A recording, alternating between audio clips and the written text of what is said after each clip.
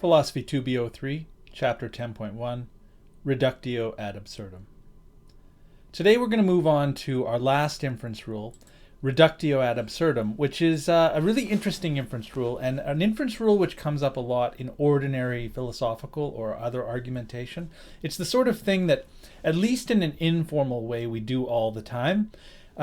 Essentially, you've probably heard of this before. The idea is that you simply take somebody's assumptions and you show that from those assumptions something absurd or crazy follows from them, and as a result you feel licensed then to discard that assumption or to treat that as though it were false. The most famous example of this, scientifically speaking, it comes from Galileo in 1638 in his paper Discourses and Mathematical Demonstrations Relating to Two New Sciences.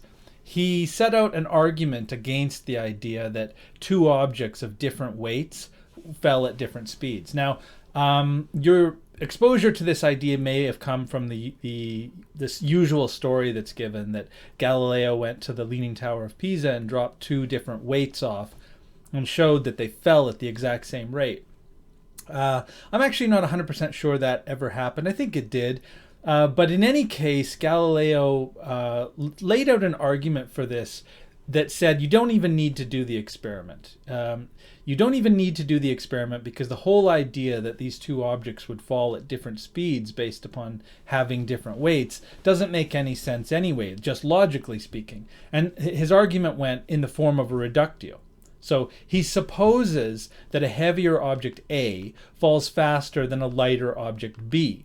And in the dialogue given in Galileo's discourses, he sets these out as, for example, speed 8 and speed 4. So the idea is we have these two objects, object A and object B. A is much bigger and heavier, and so leaving out friction, the idea was we think that A would travel faster, would fall faster than object B. And this was the Aristotelian view, which was dominant at the time. And so Galileo then runs this reductio line of reasoning. And he says, okay, if that's the case, then by attaching A to B, the slower object B should provide a drag and slow the larger object A as it falls. And so the idea here is if you attach them with a cord or something like that, B would essentially slow A down. Because it falls at a slower rate, it should cause A to fall slower, and so overall this should fall at a speed of less than 8. Recall 8 was the speed that A fell at, and so the idea is then that this will now fall a little bit slower. It doesn't matter how much slower. The idea is simply that we would admit then that since B falls slower than A, that this B tied to A would make the whole system fall a little bit slower. But if A is attached to B, then the overall weight of the new falling composite, A plus B, will exceed the weight of A. And so A plus B should fall faster. So the idea here is, well, wait a minute. A and B, if you combine them, would be a heavier object. In other words, if we just make this cord shorter and shorter and shorter to the point where the two are touching, can't we just think of that then as a one large object? In which case A plus B should fall at a speed of greater than A alone.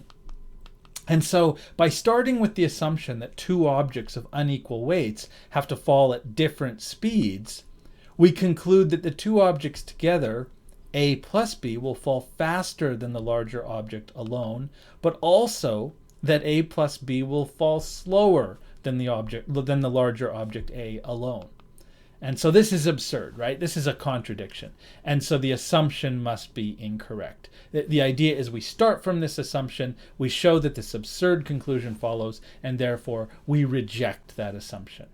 For us, reductio is going to have a more precise meaning, a more systematic meaning. And so our absurdity for our purposes is going to be contradiction. So we're going to, in our system statement logic, we're going to want to assume something is the case in order to demonstrate that it's false. And by making this assumption that we want to show as false, the absurd conclusion we're looking for is specifically a contradiction. Because of course, when we're dealing with abstract statements the way we do in statement logic, it's not really clear that one statement or another is absurd.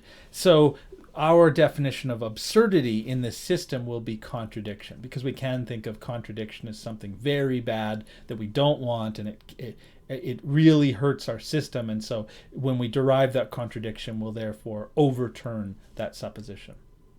Because as we've seen, contradiction is a big problem in statement logic. Recall the proof ex falso quod libet, by which I showed that when we start from a premise that is contradictory, say A and not A, I can simplify that out to A and then disjoin whatever statement I would like to it, in this case A or B.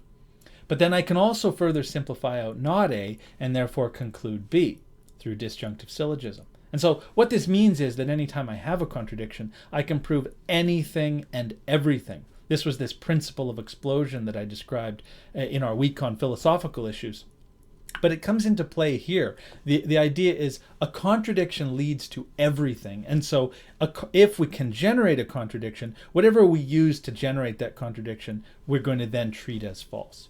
And so notice this doesn't mean contradiction has no place in our system. Contradiction has a large place in our system for a couple of reasons. First, because statement logic is only about validity, and so nothing explicitly forbids contradiction. I can give you contradictory premises and ask you to show something validly follows, and that's just straightforward. This proof, for example, here, the ex falso quod libet proof, is perfectly acceptable within our system. The real question is just, does it make sense to have a contradictory premise? But given this contradictory premise, this proof is perfectly valid. And so, more importantly, when we are dealing with premises which are not contradictory, we can suppose things, hoping that that supposition will lead to a contradiction, by which we could then discard that supposition. So we use contradictions to prove things when we can make them happen within a supposition. And because since a contradiction can be used to derive any statement whatsoever, if a contradiction arises from a supposition, we can always use this to show that the supposition is false.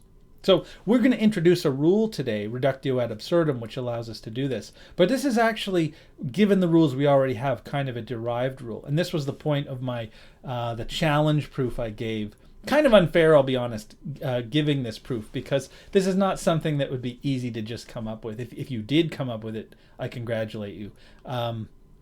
But to prove this challenge I gave in this equivalence proof, this half of this equivalence proof, that not A or B follows from if A then B, and not using material implication, you have to lean on this idea. What we want to do is take this conclusion and we want to suppose that it's false. Because if I can take this conclusion, notice it's a disjunction here, and if I negate this disjunction, I can do a De Morgan's on it. But the idea is, okay, so I take this conclusion and I suppose that it's false. I do De Morgan's and I generate not A and not B, which I can then simplify out to not A and not B. The not A I can double negate, which gets me the antecedent of this conditional, our premise, if A then B, which I can then use in a modus ponens to get to B.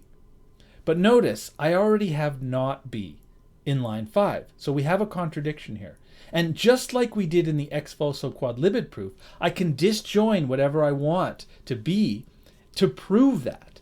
And the reason I'm disjoining here, not if A then B, is because what we want to discharge from this proof is a conditional that we can then use the if A then B, the one premise we have, as the negation of the antecedent, of the consequent. So we can do a modus tollens with this.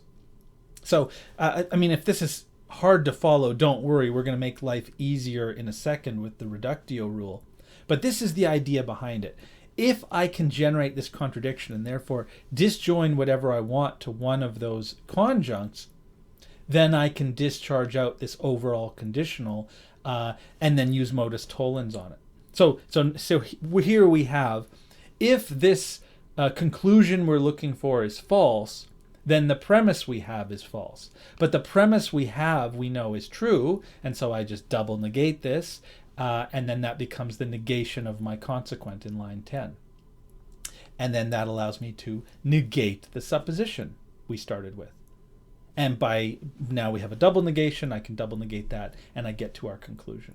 So very hard proof. The idea is I'm supposing the opposite of the conclusion I'm looking for. And by supposing the negation of the conclusion I'm looking for, I try to generate a contradiction. And that contradiction then I can use with that ex falso quadlibid technique to discharge out a conditional. Now, you're not going to need to do proofs this way. We can understand reductio in this way, but we're going to make it easier by introducing a separate inference rule.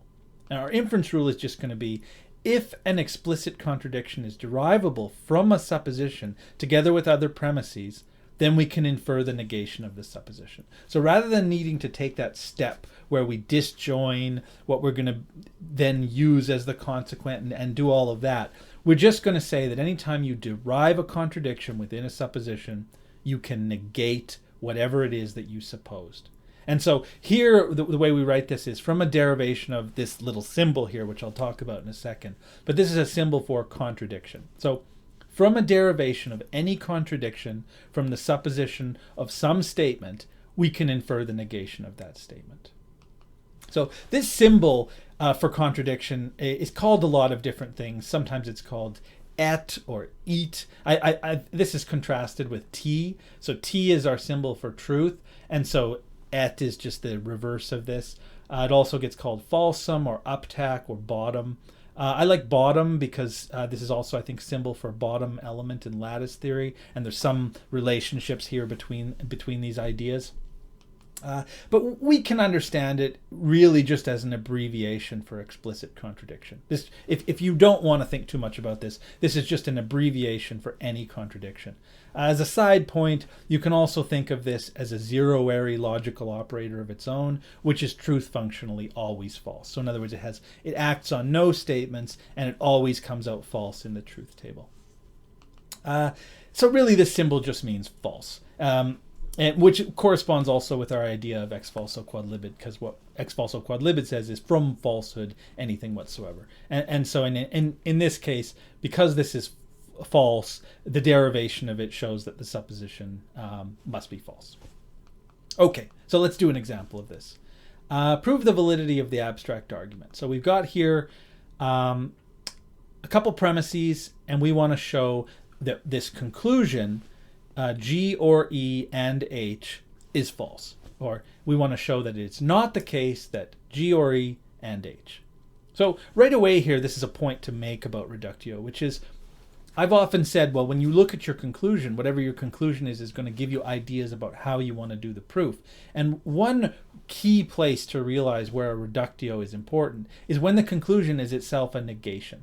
Because if that conclusion is a negation, then you can just suppose the non-negated version of it. And of course, what you will discharge is that same negation. So in this case, we can just do that. Let's suppose G or E and H. And what we're going to do is just try to derive a contradiction now. So what can we do? Well, we can simplify out this disjunction, and we can simplify out H. So let's look at our second premise. If not F, then not H. Well, we have H, so I can double negate that and do a modus tollens, which gets me to not F, which I can again double negate, and that gets me to F.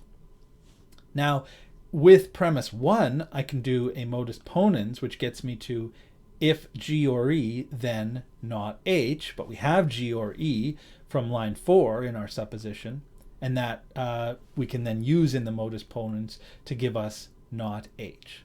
Now, notice where we are here. In line 5, we derived H, and now we've derived it's not the case that H. So within this supposition, we've generated a contradiction. So all we do now is we conjoin the two together. We'll cite this as a conjunction, but you can write down the conjunction. I don't care. I'm not particular about writing the bottom symbol, but it'll just make it easier for you if these things are very long. And so you can just, however you get to that explicit contradiction, so one statement conjoined to its negation, you just cite that however you got it, and then write that contradiction symbol. So in this case, it's the conjunction of 5 and 10, and that's our contradiction. And because we started with a supposition and arrived at the contradiction, we then just discharge out the negation. So we would cite lines 3 to 11, reductio ad absurdum. And in this case, that's the conclusion we're after. All right, so that's a pretty quick little introduction to reductio. I'm going to move on now to talking a little bit more about how we use it and some more reductio arguments.